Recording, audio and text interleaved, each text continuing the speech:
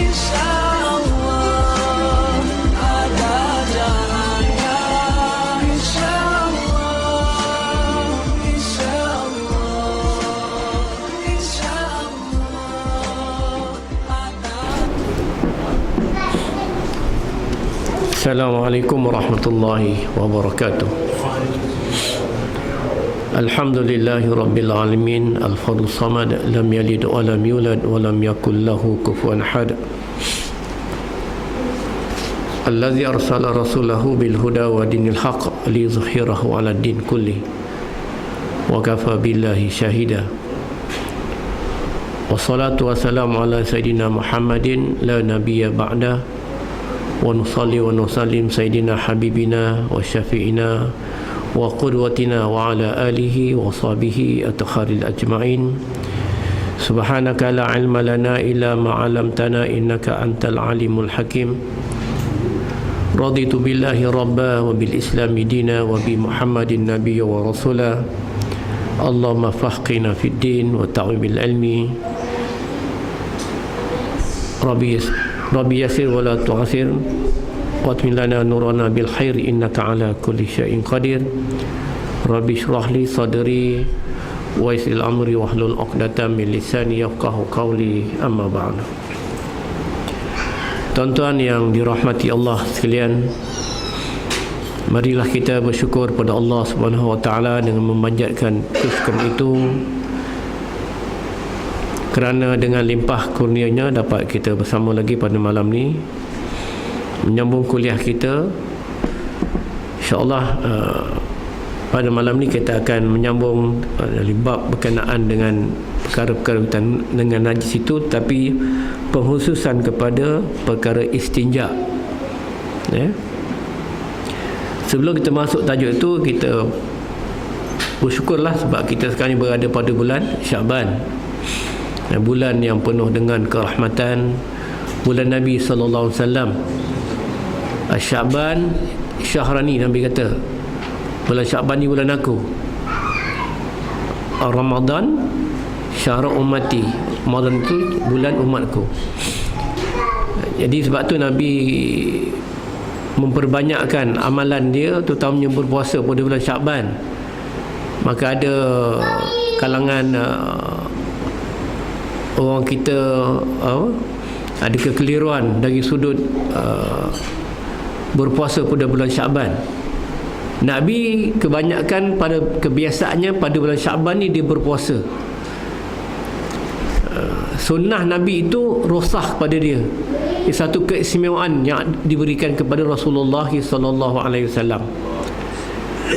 Kita ni tidak digalakkan berpuasa begitu. Nabi kata kalau umat Muhammad ini dia berpuasa mengikut sunnah Nabi Allah Daud, berpuasa selang sehari. Hari ni puasa, besok tidak, ini puasa, besok tidak. Tapi kalau di akhir nisfu Syaban, di akhir Syaban itu digalakkan kita berpuasa. Macam sekarang ni lah, daripada 16 Syaban sampailah pada 29 Syaban itu digalakkan kita berpuasa. Tapi berpuasa sepanjang Syaban itu ialah keistimewaan yang Allah Ta'ala berikan kepada Rasulullah sallallahu alaihi wasallam. Jadi kita membuat pecutan terakhir ini supaya bila kita menghadap Ramadan itu dalam keadaan kita dah biasa untuk kita berpuasa. Kadang-kadang orang kita ni tak biasa puasa Syaban, dia masuk Ramadan dah wajib, maka dia terlajak, dia terlupa. Jadi sebab itulah apa-apa perkara pun berkaitan dengan amal ibadah ni, dia ada dia punya exercise dia dulu. Macam kita nak tahajud malam juga, dia exercise awal, buat sunat witir, kita buat apa tu, zikirullah, baca Quran. Jadi bila kita bangun 1/3 malam, dia jadi kebiasaan. Tapi kalau kita tak ada exercise awal, tiba-tiba nak bangun pukul 3 sembahyang tahajud, susah nak bangun, sebab kebiasaan tu tidak dibentuk. Jadi kita nak membentuk perkara-perkara yang menjadi sunnah Nabi SAW adalah dengan exercise. Ada dia punya latihan-latihan awal. Begitu juga kita baca Quran, ada exercise dia, iaitu dengan kita mempelajari tajwidnya, tilawahnya. Itu exercise dia. Jadi bila kita baca Quran, kita tahu di mana kesilapan-kesilapan ketika kita baca. Tapi kalau kita terus nak baca tanpa kita ada exercise, latihan, jawapannya kita tidak ada mood untuk beramal ibadah. Jadi agama ni satu nasihat. Sebab tu Nabi kata ad-dinu nasihah. Agama ni nasihat. Maka kata sahabat, qulna liman ya Rasulullah, kami bertanya, berkata kepada Rasulullah, kepada siapa Rasulullah? Qala, maka Rasulullah menjawab, lillah, kepada Tuhan kau. Nasihat itu kepada Tuhan kau, kepada Allah.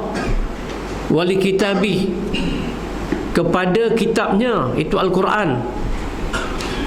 Wali rasulih, dan kepada rasulnya Muhammad sallallahu alaihi wasallam. Wali ammatil muslimin, dan kepada pemerintah di kalangan umat Islam. Wa ammittahum, dan juga di kalangan masyarakat umumnya. Jadi agama yang kita pegang ni, nasihat itu maksudnya bukanlah nasihat itu untuk Allah. Allah tak lalu nasihat. Maksudnya lah perbuatan kita, apa yang kita buat ialah lillahi ta'ala, kerana Allah subhanahu wa ta'ala. Kita beri nasihat kepada orang. Nasihat ni bukan cakap je. Teguran, amal ma'ruf, nahi mungkar, itu nasihat lah. Mengajak orang buat baik, kan, memberi pertolongan pada orang, itu nasihat. Jangan kita bagi nasihat tu dengan percakapan. Alladzina hum yura'un wa yamna'unal ma'un, memberi pertolongan kepada orang yang minta pertolongan, itu nasihat lah. Bukan maknanya kau jangan buat macam ni. Itu nasihat dari segi mulut, dari segi takrir. Tapi nasihat ni banyak. Sebab tu nasihat itu kerana Allah.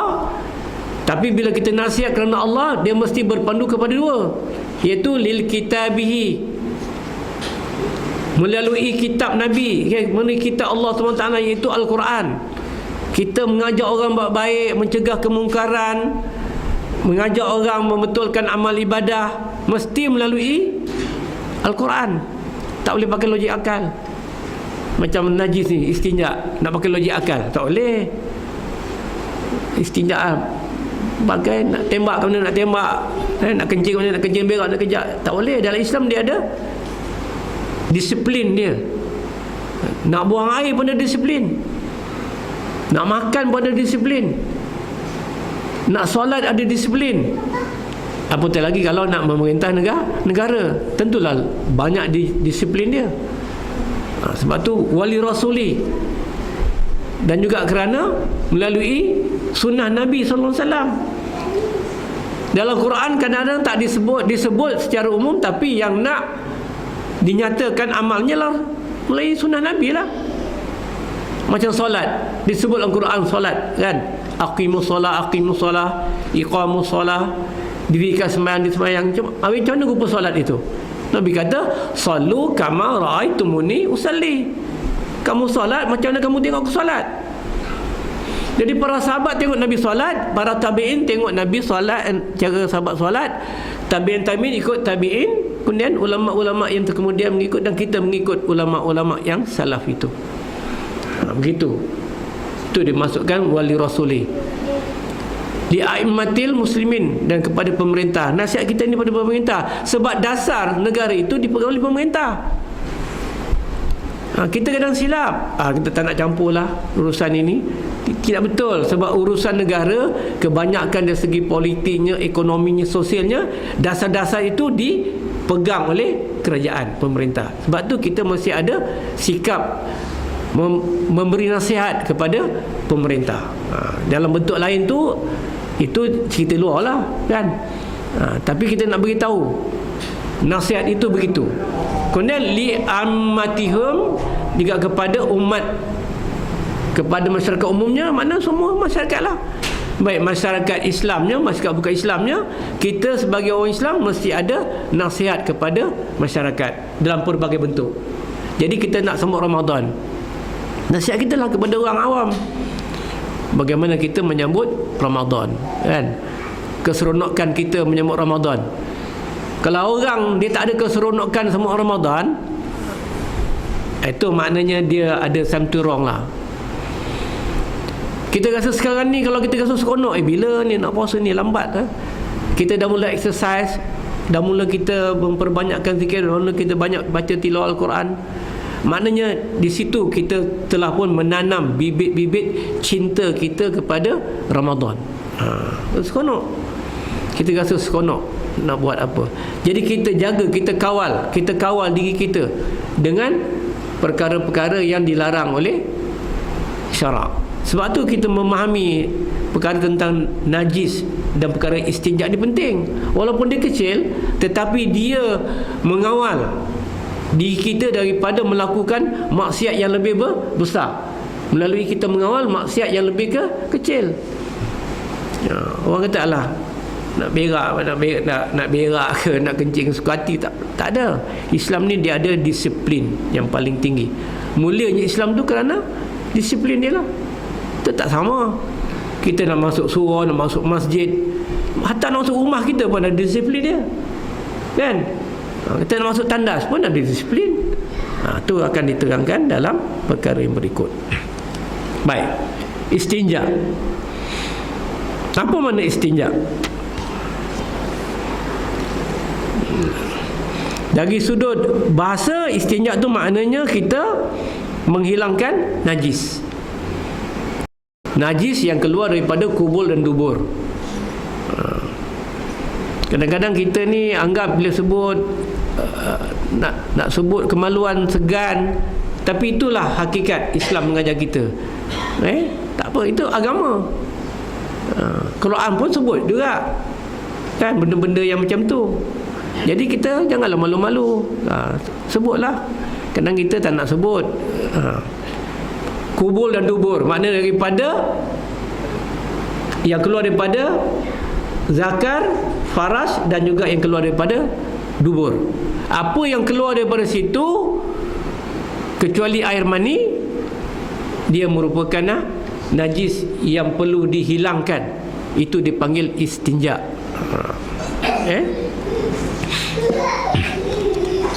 Baik, kalau dari segi bahasa, istinja tu asal perkataan an-najah.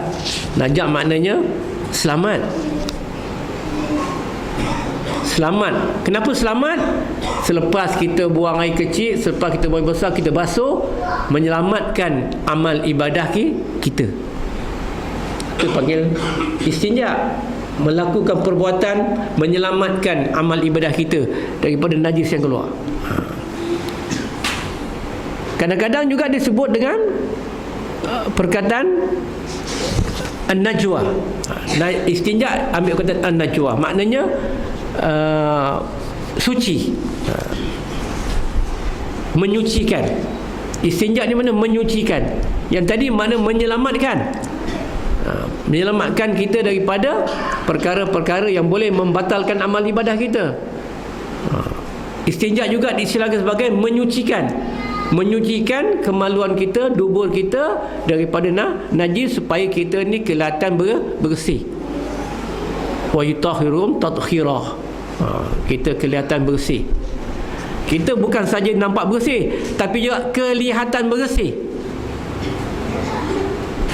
Dia tu baik. Baik juga mesti kelihatan baik. Dia tu baiklah, dia beri sedekah ke orang, dia apa ke orang, dia tolong orang, tapi dia pakai seluar pendek, tidak kelihatan baik, tidak menutup aurat. Kita nak baik dan kelihatan baik. Kita nak bersih dan kelihatan bersih. Daripada luar nampak bersih, pakai auratnya, jaganya, cara dia buang air. Kadang-kadang orang getembak kat tepi pokok kelapa, kan? Tak kena, itu tidak kelihatan bersih. Mesti kelihatan bersih. Jadi apakah hukum istinja? Hukum istinja jawapannya wajib. Dia tak ada sunat, tak ada makruh. Wajib. Apa keadaan sekalipun, dia mestilah melakukan pembersihan, menyucikan. Istinja itu wajib, hukumnya wajib. Boleh tak dia menangguhkan istinja dia sambil nak menunggu alat-alat yang boleh diistinjakan? Tak ada air, tak ada apa, tunggulah kita ni dulu, kemudian balik rumah akan baru bersih. Boleh atau tidak? Jawapannya tak boleh. Istinja ni tidak boleh ditangguhkan. Sebab apa? Selagi kita kotor, selagi itulah syaitan berada pada diri kita. Pernah Rasulullah SAW bila dia nak istinja, tak ada air, Rasulullah minta sahabat supaya mencarikan batu. Bawa batu. Ada sahabat bawa batu, beri pada Rasulullah. Itu menunjukkan bahawa istinja itu tidak boleh ditangguhkan. Baik. Sebelum kita melihat tentang cara kita beristinja, kita kena ada adab dulu. Kita nak buang air dulu. Sebelum kita nak basuh kemaluan, tempat kita buang air itu, dekat mana tempat buang air yang dibolehkan? Adab kita semasa kita nak melakukan qada hajat. Ada adab ketika kita melakukan qada hajat. Qada hajat ni buang air kecil, buang air besar lah. Kalau kadang-kadang orang kahwin tu ya qadiyal hajat. Orang ni nak buang air besar ke kecil? Kan ada orang walimatul urus kan. Tepatnya lah walimatul urus, bukan ya qadiyal hajat. Ya qadiyal hajat ni dia lebih merujuk kepada buang air besar, buang air kecil. Tapi dari segi istilah maknanya nak melepaskan hajat, okey lah. Tapi istilah tu tidak begitu tepat. Biasanya kita menyebut perkataan Allah yarham. Ni ramai orang kita silap. Saya nak buat teguran. Kita selalu bila orang lelaki meninggal dunia, mati, kita kata Allah yarham. Yang perempuan Allah yarhamah. Salah. Dia tetap Allah yarham juga. Baik laki, perempuan, kanak-kanak, hunsa ke siapa, pondan maknya mati, tetap Allah yarham. Sebab dia merupakan fi'il mudhari'. Allah yang memberi rahmat. Allah yarham tu fi'il. Bila fi'il dia tidak ada penambahan ta marbuta. Yarhamah. Kalau kita nak sebut juga lelaki perempuan meninggal dunia, almarhum dengan almarhumah. Tapi kita dah silap juga. Kalau almarhum ni, almarhumah ni orang besar-besar, raja, sultan, anak-anak raja, ni almarhum, almarhumah. Tidak. Sebutan yang lebih tepat ialah almarhum dengan almarhumah. Kalau nak sebut juga Allah yarham, semua yang meninggal dunia kita panggil Allah yarham. Tu sebab yarham itu fi'il. Fi'il tidak ada penambahan kepada ta marbuta, ta simpul tu. Tak ada kita sebut Allah yarhamah tambah. Tak ada. Yarham. Yarham tu maknanya fi'il. Allah lah yang memberi rahmat. Tu kena ingat. Istilah. Baik. Tempat-tempat yang untuk menunaikan qada hajat kita, macam mana tempat dia? Tempat yang dilarang. Kita ambil tempat dilarang lah. Selain daripada yang dilarang ni, boleh lah maknanya. Yang pertama, kita dilarang untuk melakukan qada hajat kita di kawasan perjalanan, kawasan jalan orang ramai. Jalan kita berak, kita buang air kat situ, tu tak boleh, haram.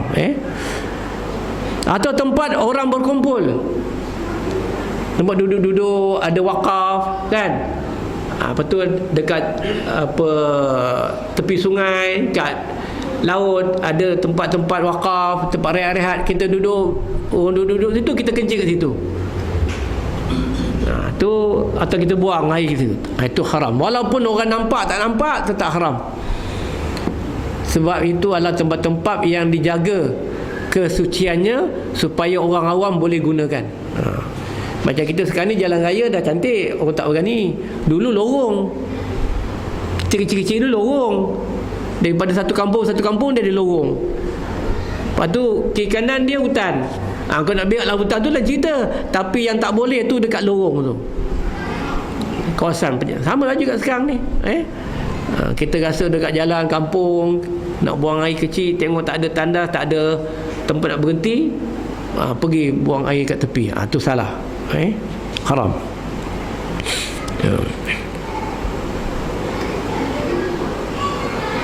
Sebab Nabi kata apa? Takutlah kamu kepada dua perkara yang membawa kepada laknatullah.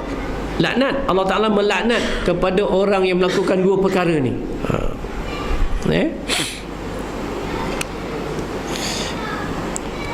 Para sahabat bertanya, apakah dua perkara itu ya Rasulullah? Maka jawab Rasulullah, orang yang membuang air besar menunaikan hajatnya di tempat laluan orang ramai atau tempat mereka berteduh. Jadi dua tempat ini dilaknat oleh Allah bagi siapa yang membuang air besar. Pertama, tempat laluan orang ramai. Yang kedua, tempat orang berteduh. Tempat orang duduk-duduk lah.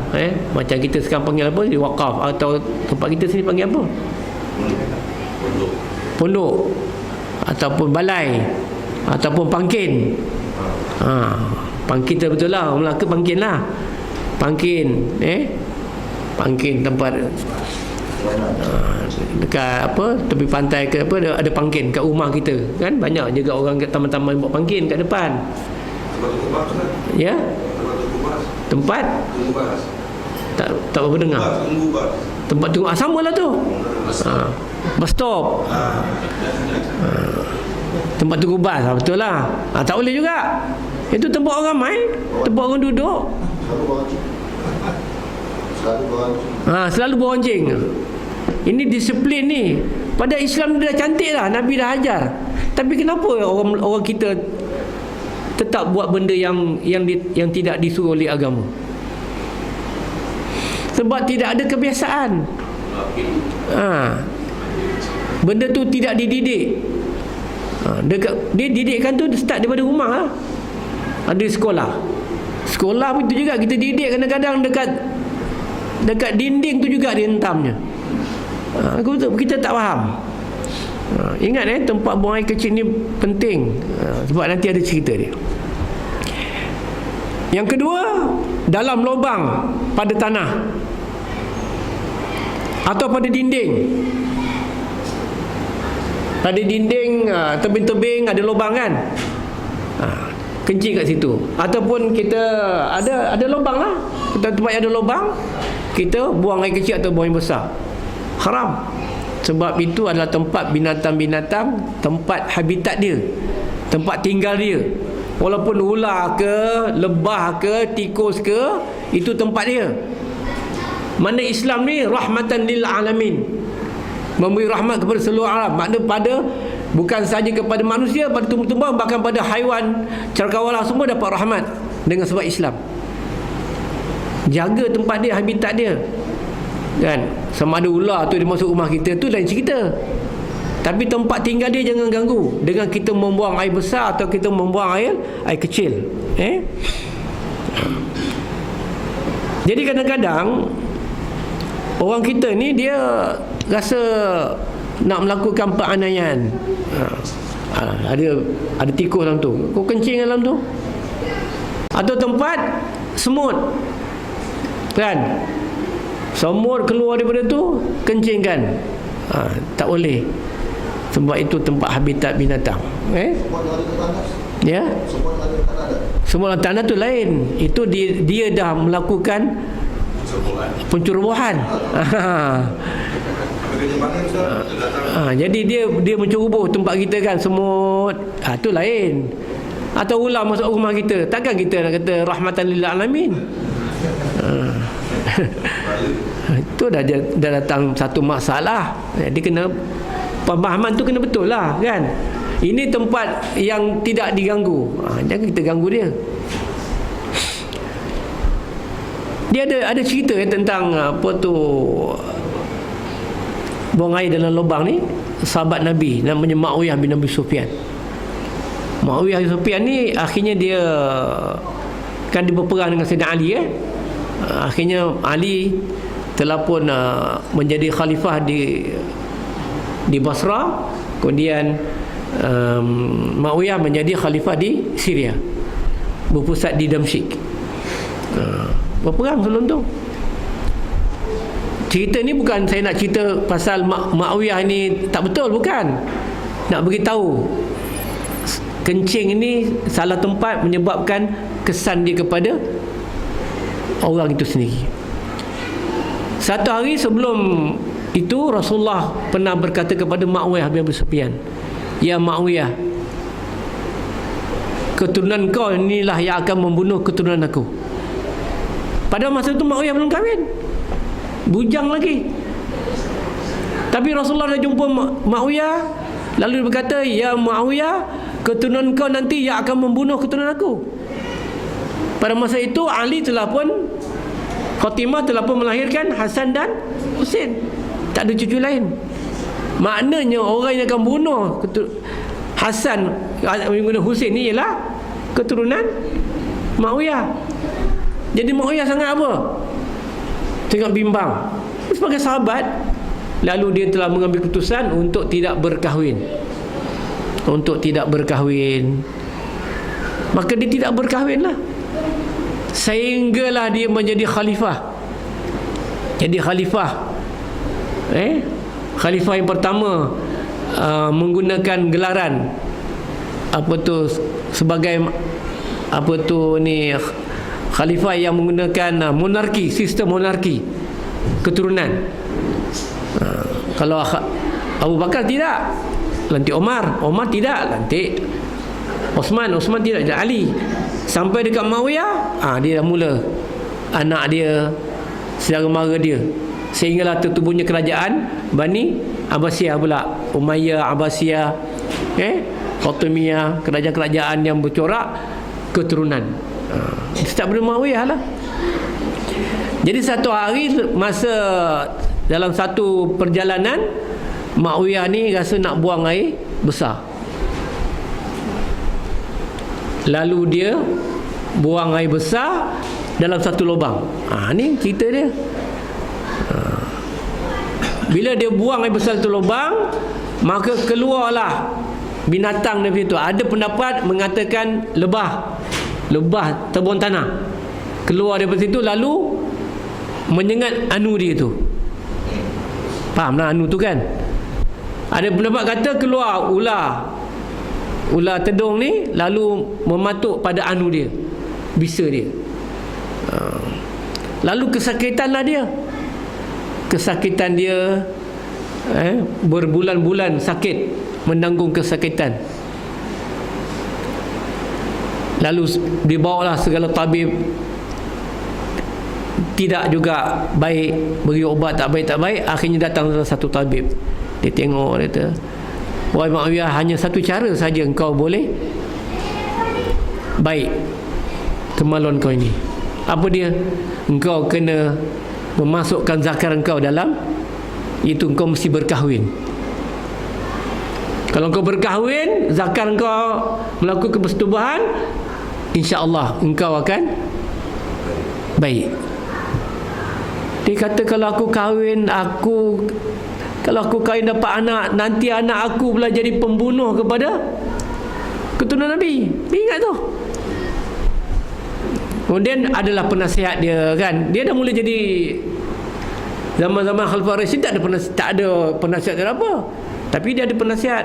Penasihat ni kata, "Wahai Muawiyah, apa yang kau susah? Kahwinlah.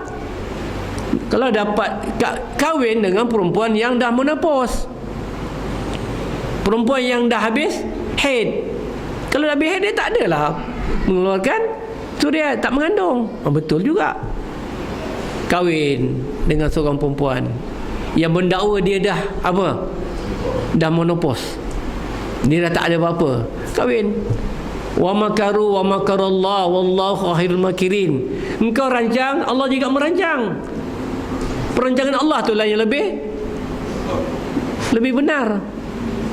Perempuan tu mengandung isteri Muawiyah. Dia dah risau, tak mengandung macam mana.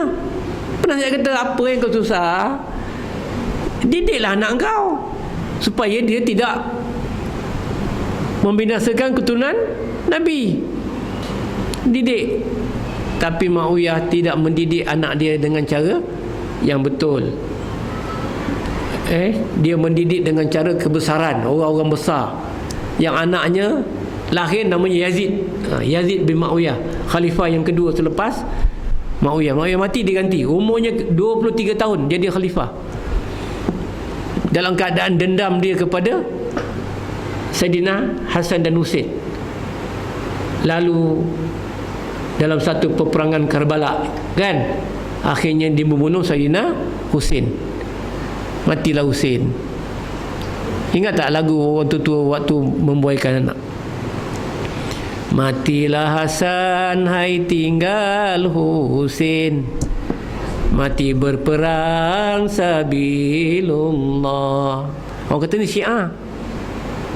Tak adalah Syiah. Takkan sebut Hasan, Husain, Ali boleh jadi Syiah. Mana mengingatkan pada kita bagaimana Rasulullah mengingatkan pentingnya jaga istinja. Sebab istinja ni jadi menjaga keturunan. Bukan soal Muawiyah tu, dia sahabat Nabi, tak apa, kita jangan komplain. Cuma yang kita nak cerita, istinja tak betul, itulah padah dia. Dengan sebab istinja, kan, dia buat, dia tidak ada adab ketika dia membuang air besar. Itulah akibatnya. Jadi agak-agak akibat budak-budak kita ni jadi anak-anak, cucu-cucu Kuah Hajar ni agak-agak pasal apa? Istinja. Itu kena jaga istinja, penting. Kalau dulu kata bercampur sekarang di mana-mana semua dah ikut macam Israel. Yelah, sebab kita semua dah sakit kaki, sakit lutut. Macam saya ni, menyangkung nak bangun, jahanam, sakit. Tapi ada dia punya kaedah, nanti kan saya terangkan kalau sempatlah. Jadi tidak boleh buang air besar, buang air kecil dalam pada lubang. Bukan dalam lubang, jangan masuk dalam lubang, pada lubang. Tembak dalam lubang ke, buang air dalam lubang ke, tu haram. Kalau lubang buatan tak apa lah. Ya. Contoh kita kat apa, asmat buang lubang, kita buang air. Itu lain. Ini lubang habitat. Lubang yang dah siap ada. Lubang itu memang kita buat lubang, kita tak buat lubang kat tepi laut. Korek je pasir tu kan. Lepas tu besok orang dah sama dekat situ, korek je kot, tengok ada lagi. Saya ni pula malak, saya tahulah duduk di pantai. Kita gali lubang, kita buang air besar. Besok orang lain datang, tempat yang sama dikorek, tengok-tengok ada emas pula lagi. Tu tepi pantai biasalah dulu macam tu. Dari jamban pusing. Tu jamban pusing. Duduk ke batang kelapa. Bila orang lalu pusing. Lama terpijak tahi sini. Allahu Akbar. Teringat teman kecil-kecil tu. Allahu Akbar. Sebab tu lah orang dulu perut sakit, banyak sakit, anak kecil-kecil sakit, kudis, buta, cacing.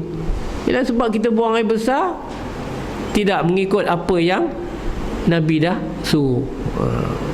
Penting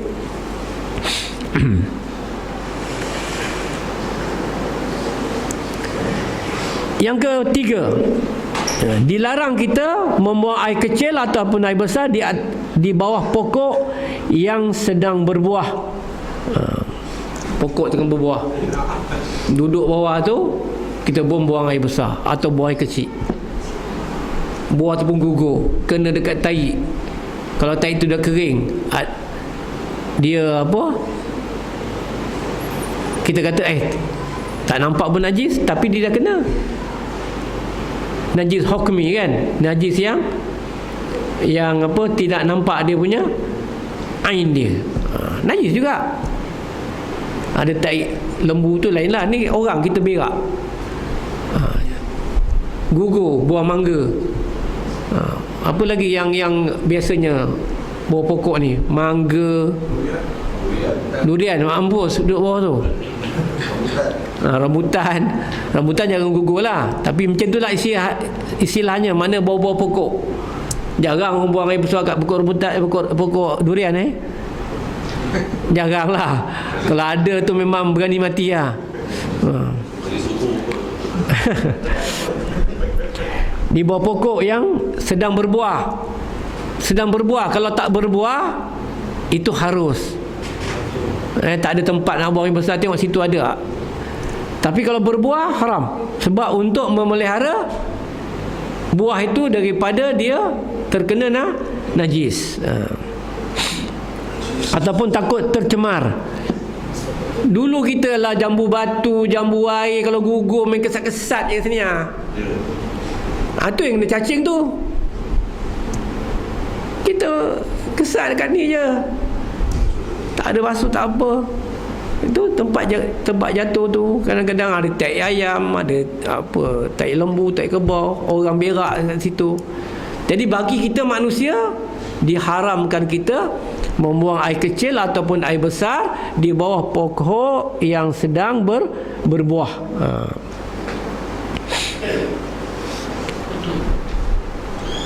Sama ada buah itu jatuh sendiri ataupun buah itu dikait.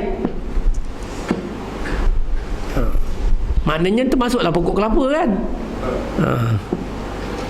Pokok kelapa takut jatuh, tapi pokok kelapa tak adalah orang makan dia punya kulit-kulit. Kita kupas. Ini pokok buah mangga, buah jambu air, jambu batu. Ni yang kita makan direct kan. Buah-buahan ni yang zat dia, vitamin dia tu bukan yang dalam tu, kulit dia tu. Kita pula buang kulit. Jadi kulit tu lah sebenarnya dia punya penyeri dia. Yang keempat, kita dilarang membuang air besar atau buang air kecil pada air yang bertakung. Pada air yang bertakung. Kolam maknanya. Kolam. Dia mesti air mengalir. Sungai. Kita buang air, tak apa. Dia mengalir. Air laut begitu juga. Tapi kalau air tu bertakung, atau air tu tenang, tak bergerak macam tu kan, kita buang air besar, tu haram. Tasik besar. Ya? Tasik dia ada ombak. Dia ada ombak, tak apa. Ini maknanya kolam. Kalau kita buat kolam kan, ataupun macam mana kalau yang water world tu, air berpusing tak apa, kan. Tapi kalau dia tak bergerak je, maknanya haram lah. Tapi kalau tempat itu digunakan untuk tempat mandi manda, kan, tempat mandi manda yang air tu digunakan air itu saja pun tak boleh. Air sungai lain, dia daripada punca lain, laut lagi lah. Tapi kalau kolam yang kita buat sendiri, air itu walaupun mengalir tetapi air itu saja. Jadi mana air kencing yang kita kencing dalam tu, pusing situ juga pusing. Cuma sebab dia melebihi dua kolah, itu je. Tapi dari sudut lain tak berapa cantik lah. Jadi kena hati-hati. Air yang bertakung ataupun air yang tenang. Sebab kita rasa jijik kalau kita tengok kolam tu ada najis, walaupun dia 2 kolah kan, tapi perasaan jijik kita tu ada. Jadi kita pun tak rasa selesa untuk menggunakan air, walaupun dia melebihi daripada 2 kolah kan. Banyak air kolam tapi dia tenang. Air tu mutlak, tapi perbuatan kita buang air dekat situ yang haram. Perbuatan kita. Air tu boleh digunakan sebab dia bukan hutan najis. sebab dia air mutlak, sebab air tu tidak berubah dari sudut apa semua. Tapi perbuatan kita buang air besar dalam kolam itu atau air yang bertakung itu yang haram. Masuk dia besar. Lebih dua kolam ni, dia tak ada tempat mukamal lah ya. Sebab kita tahu dah kain kencing apa semua tu. Kalau lebih dua kolam, kira air mutlak. Mutlak juga. Cuma yang kita bincang ni bukan air mutlak. Kita bincang adab kita buang air besar dalam air yang bertakung, air kolam. Walaupun banyak, tetapi perbuatan kita haram sebab dia kelihatan apa tadi? Jijik, menjijikkan. Dari sudut penggunaan air, tuan-tuan nak gunakan air tu untuk masak, basuh, boleh. Dari segi hukum tak ada masalah. Tapi perbuatan kita itu menyebabkan jijik, maka dia jadi haram. Haram kita buang air besar di tempat yang bertakung. Okey, itu kedudukan adab kita buang air besar di tempat-tempat yang diharamkan. Mana selain daripada yang saya sebut tadi, bolehlah.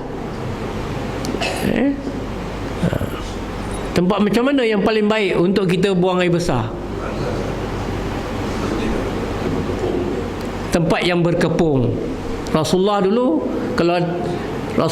kalau tandasnya berkepung. Dulu kepung pakai kulit, pakai kain yang tebal. Kalau tidak dapat penuh, maka dia sekurang-kurangnya menutupi aurat di sebelah bawah. Maknanya dinding itu setara dengan dada.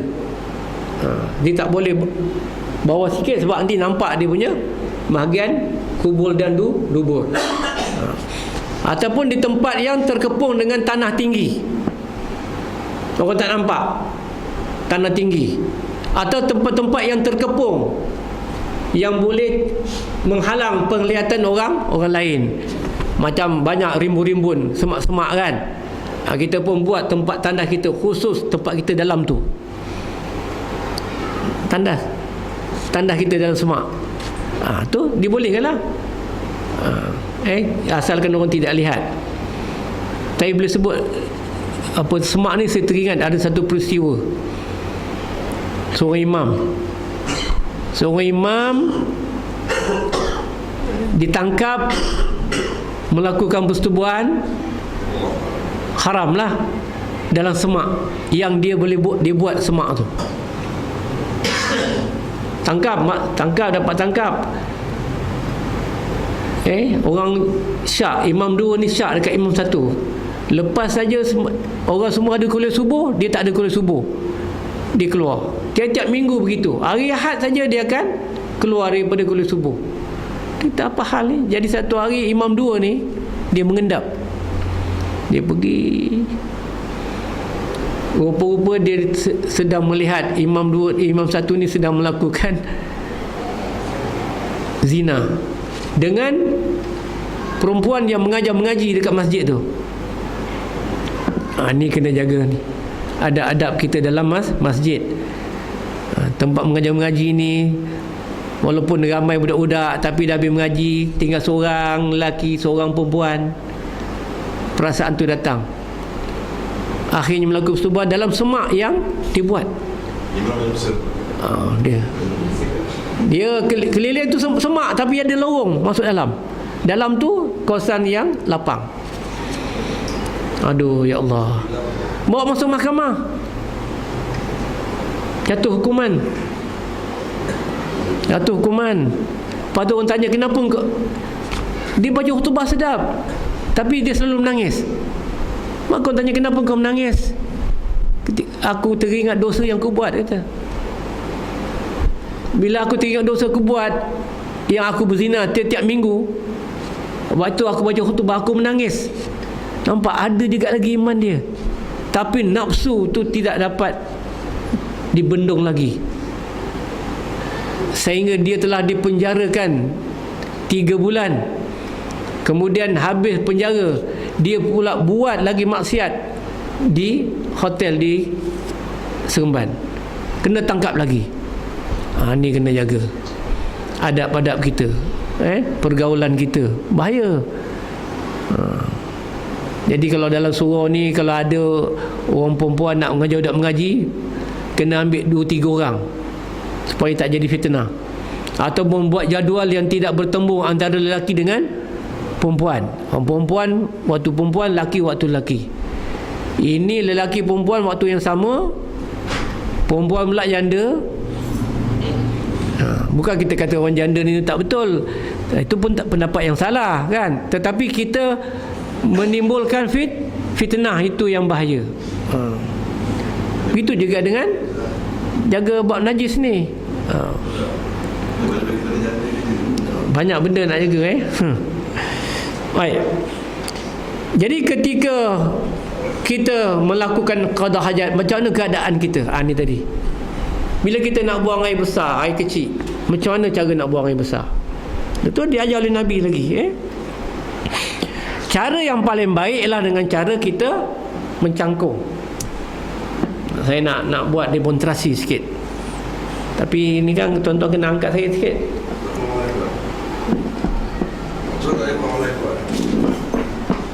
Boleh nak cuba. Macam mana? Ini biasa.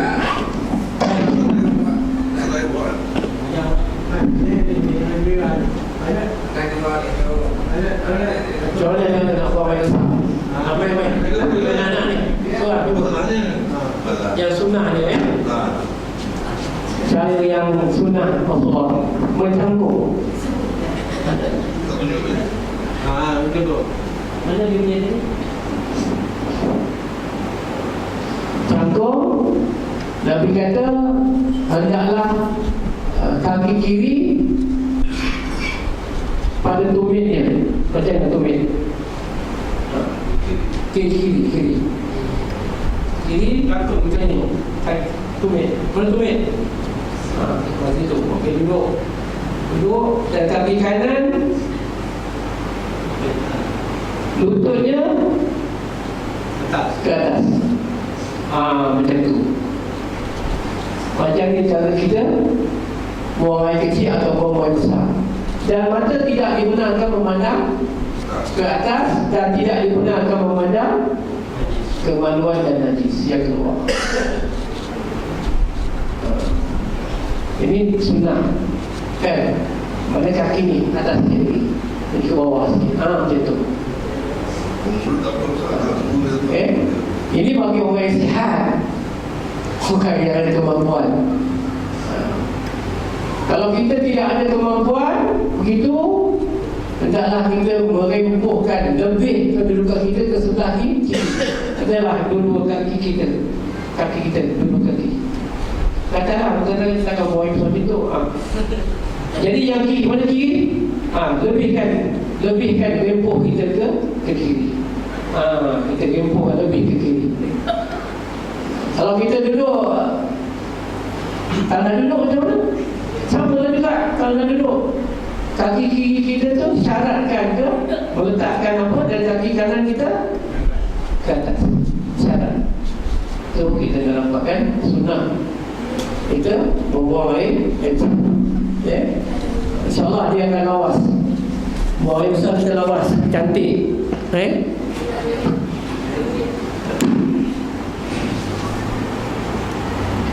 Jadi balik kan, kau ngendap mak kau, bapak kau, macam mana buang air? Berani? Apa hukumnya? Apa hukum anak pergi mengendap mak bapak ni? Haram kan? Masuk bilik pun kena ketuk pintu. Masuk bilik mak bapak mesti dengan izin mak bapak, bukan boleh masuk suka-suka. Tu ada adab dia. Macam mana adab kita dalam rumah tangga, begitu juga adab kita ketika membuang air besar. Cara duduk dia.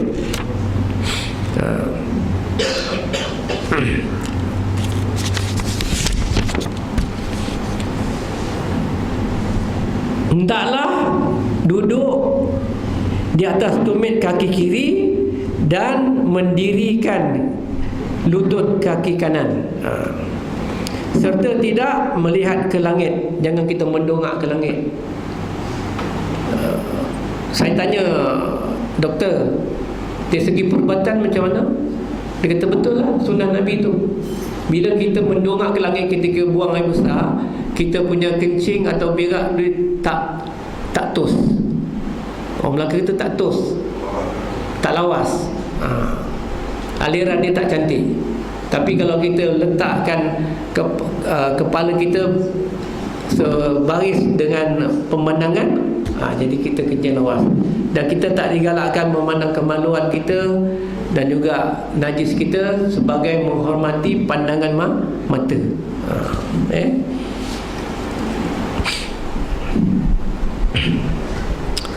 Ini kerana perbuatan tersebut adalah tidak layak dengan keadaannya itu. Itu adab ketika kita membuang air besar.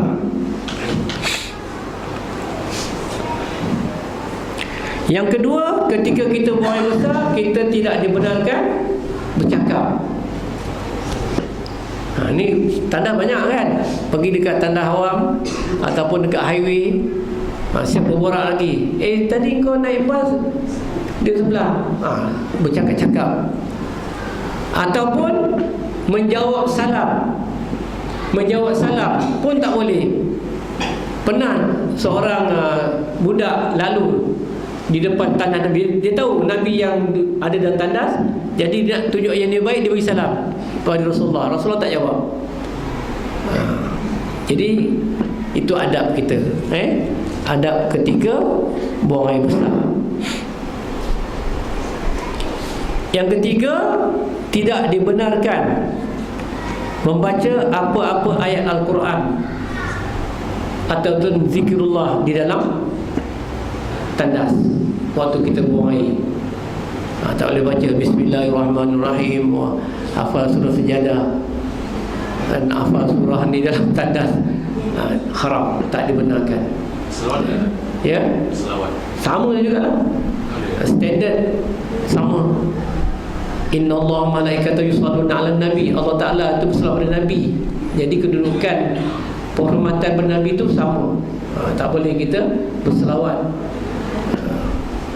Yang dibenar nak buat tu sebelum masuk tandas, baca doa, nak apa ke tu dibolehkan. Tapi dalam tandas tak boleh. Kemudian digalakkan sunat, bukannya wajib, sunat kita memasuki tandas dengan menggunakan kaki kiri, masuk kaki kiri dan keluar dengan kaki kanan dan menutup kepala. Sunat tutup kepala. Jadi kalau kita pakai songkok ni dah betul lah. Ada orang pula masuk tandas buka songkok. Sebab apa? Takut apa? Songkok ni kena najis. Songkok ni duduk atas. Apa salah aku nak tembak kat atas? Habis yang kau pakai seluar, yang kau pakai itu macam mana? Kain kan? Songkok pakai lah, dia selamat. Saya ingat orang dulu dia kalau tak pakai songkok, apa dia pakai? Tuan-tuan ingat? Tuala. Orang dulu ni macam mana pun dia ada tuala. Orang bujang-bujang dulu action cantik yang dulu. Ada tuala dekat poket dia, kat belakang. Dia masuk tandas, tutup. Dia tutup kepala dia dengan tuala, sapu tangan. Tu sunat menutup kepala. Kalau perempuan bertudung, selamatlah. Habis tak pakai tudung. Habis nak pakai kain ni, nak angkat kain tak atas kepala. Tak kena. Boleh lah kalau dalam tu lah. Macam mana? Allahu Akbar. Okey. Itu adab. Kalau kita masuk masjid macam mana? Kaki mana? Kaki kanan. Keluar? Keluar kaki kiri. Keluar masjid, keluar kaki kanan juga. Masjid lain. Masuk kaki kanan, keluar pun kaki kanan. Jangan kita ikut macam tandas pula. Keluar kaki kiri, masuk kaki kanan. Tak ada. Tandas je. Masuk kaki kiri, keluar kaki kanan. Tapi masjid, masuk kaki kanan, keluar pun kaki kanan. Kalau tinggalkan apa selipar masa naik masjid tu, Tanda keluar selipat. Selipat ke kiri lah. Kalau kita pakai seluar, sunat dia kaki kiri. Pakai seluar sunat kaki kiri. Kita pakai seluar sunat dia kaki kiri. Gambar pun silap. Tapi kalau kita pakai pakaian yang lain, baju kanan, tapi seluar kiri. Tu kena ingat. Masuk tandas kaki kiri keluar kanan, tapi masuk masjid kaki kanan keluar pun kanan. Sebab masjid itu tempat rahmat, tempat kita mendapat rahmat. Kita iktikaf dapat pahala. Itu biasa kan. Kemudian digalakkan berdoa. Waktu kita nak masuk tandas tu digalakkan berdoa. Doa yang paling biasa ialah Allahumma inni a'udzubika minal khubuthi wal haba'is. Itu doa yang biasa. Waktu kita istinja pun berdoa, Allahumma ahsin farji minal fawahishi wa ahsin qalbi minan nifaqi. Waktu kita istinja, waktu kita basuh tu, air kecil ke air besar ke, kita baca doa, Allahumma ahsin farji minal fawahishi wa ahsin qalbi minan nifaqi. Ya Allah, kau jagalah, berikanlah kebaikan kepada kemaluanku daripada kekejian, dan berilah kebaikan kepada hatiku daripada kemunafikan. Waktu kita istinja, itu kayak Quran. Kalau Quran tak boleh, doa. Kemudian bila kita nak keluar tandas kaki kanan tu, kita doa lagi lah.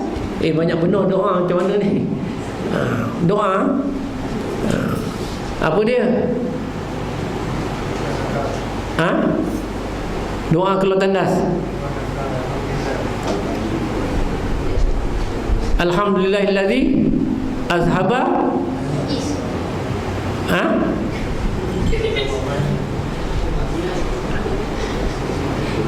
jangan doa tu. Ini bila dah ramai pula dah lupa pula. Ada doa ni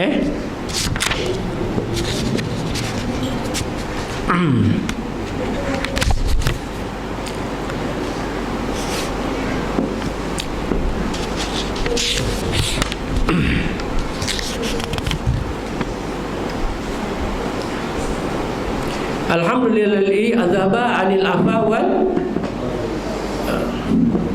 fashai. Bersyukur Allah Ta'ala kita keluar daripada tempat yang mendatangkan, yang boleh mendatangkan apa tadi? Keburukan. Minal fawahishi. Alhamdulillahilladzi azhaba anil adza wal fawahishi. Ya Allah Ta'ala, aku bersyukur padamu sebab dapat keluar daripada tempat yang mendatangkan keburukan. Apa keburukan dulu tandas? Sebab tandas tu tempat syaitan. Apa keburukan tuan-tuan dapat yang pertama sekali?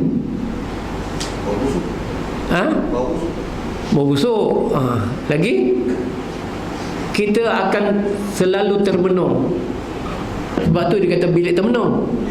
Selalu kita berangan-angan ketika kita melakukan buang air besar dan air kecil. Jadi kita bersyukur sebab kita dapat keluar daripada tandas yang menjadi tempat kita banyak sangat berangan-angan.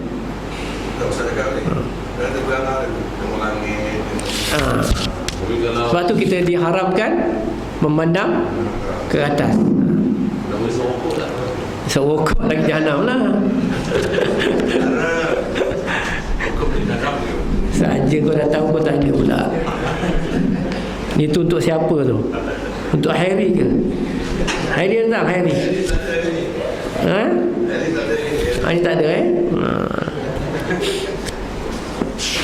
Okey. Itu perkara-perkara yang berkaitan dengan adab-adab ketika kita nak melakukan buang air besar dan air kecil, tempat-tempat dia. Baik, sikit lagi sekarang ni cara kita nak buang air, cara kita nak beristinja. Cara yang paling afdal, kita kena tahu alat-alat dia. Cara yang paling afdal ialah kita menggunakan benda-benda yang keras seperti batu atau kulit kayu ataupun daun-daun yang kering, kemudian dibasuhi dengan air. Itu yang paling afdal. Ini yang paling afdal, yang paling baik. Kita ambil batu ataupun kulit-kulit kayu, ataupun kulit kayu manis tak boleh, sebab dia bentuk makanan. Kalau satu Cina lagi bagus Ustaz, yang hapus orang tisu pun ada basuh dalam pun. Tisu dulu ke, benda-benda yang apa tu dulu, kemudian dengan air. Tu yang paling afdal. Sebab Nabi pernah buat, sahabat melihat Nabi menggunakan batu, kemudian Nabi menggunakan air. Itu yang paling baik. Yang harus, ini yang harus. Yang harus, yang pertama ialah menggunakan air. Kalau yang kita buat ni guna air ni harus. Istinja wajib, tapi menggunakan air itu harus, bukan wajib. Istinja tu wajib. Kita gunakan batu ke, gunakan kulit kayu ke, gunakan daun kering ke, gunakan kertas tisu ke, itu wajib. Tapi alat yang kita gunakan tu harus. Harus kita menggunakan air, harus kita menggunakan batu, harus kita menggunakan. Tapi yang afdalnya tadi menggunakan benda-benda yang keras dulu, ataupun yang tidak melibatkan air, kemudian dengan air. Tapi kalau kita ada air, kita tak gunakan batu, itu adalah harus. Baik, kalau kita nak gunakan batu,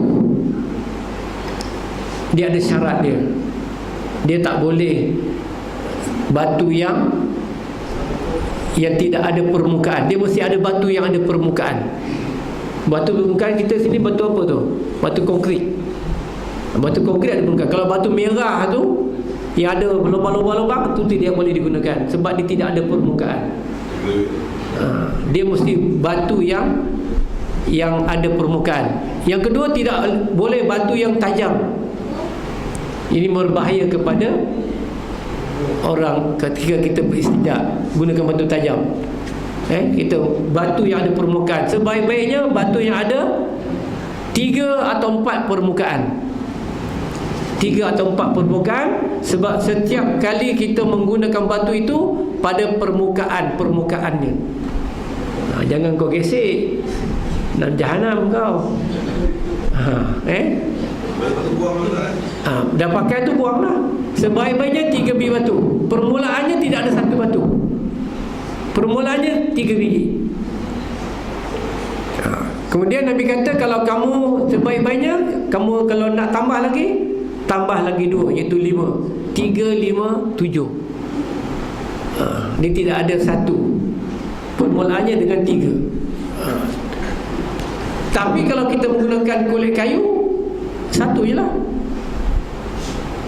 sebab dia 1 permukaan. Kalau kita gunakan daun kering, 1 je. Kalau kita gunakan tisu, sekali je, mana sekali guna saja, tidak boleh digunakan berkali-kali. Tapi kalau batu, kita boleh gunakan pada tiap-tiap permukaan itu. Pastikan batu tu tidak meresap pergi ke sebelah. Sebab tu kita tidak boleh gunakan batu kerikil, batu yang tidak ada permukaan, atau batu merah tu kan ada lubang-lubang. Sebab apa? Sebab dia boleh menakung najis dalam tu. Kalau kita buang air besar dengan sebab najis tu mengalir, kita kata kita kena cerit-berit, tak boleh gunakan batu.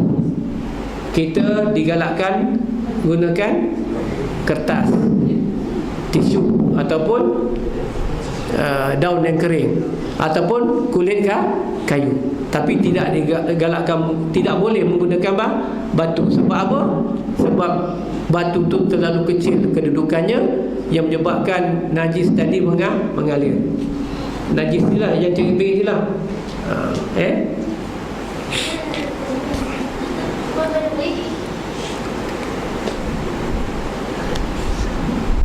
Dan selepas kalau kita gunakan air, pastikan, ni orang kita pun kata jijik, tidak. Pastikan bahawa pada tangan kita yang mencebok tangan kiri, Nabi suruh tangan kiri, tangan kiri, pastikan tidak ada bau,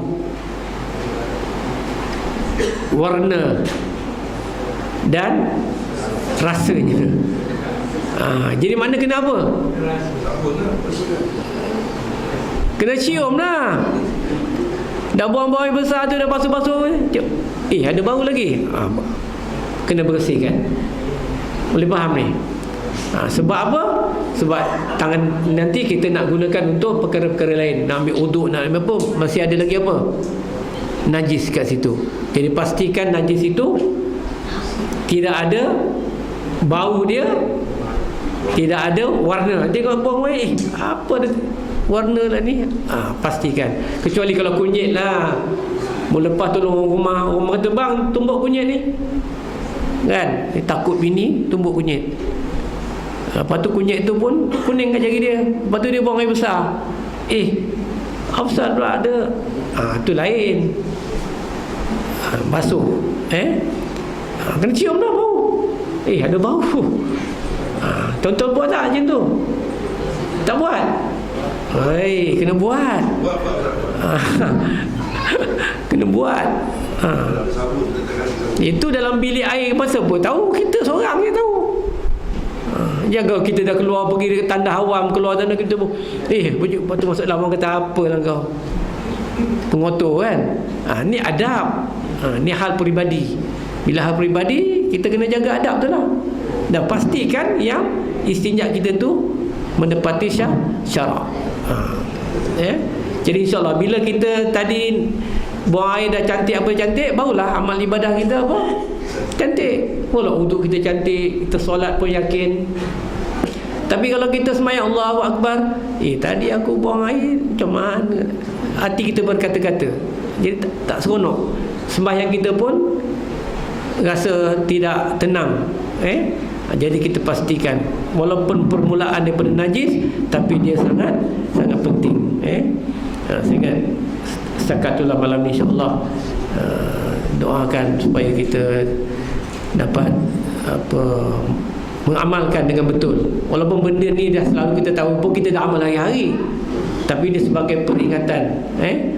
Sebagai tadi saya kata tadi, ad-dinu nasihat. Din tu sebagai satu nasihat.